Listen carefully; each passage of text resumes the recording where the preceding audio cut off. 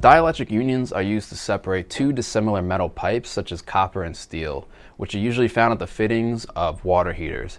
And without a dielectric union, an electrolytic reaction begins, which leads to something called galvanic corrosion, which you don't want, and I'll explain why. This corrosion happens because water is an electrolyte, and the combination of two metals and water essentially becomes a battery. It happens slowly over many months, but a small amount of electric current starts flowing, and ions from one metal begin to break off and cling to the other metal, which is the cause of corrosion. So the dielectric union prevents corrosion because there's a non-conductive rubber gasket in the middle that prevents the copper and steel from touching.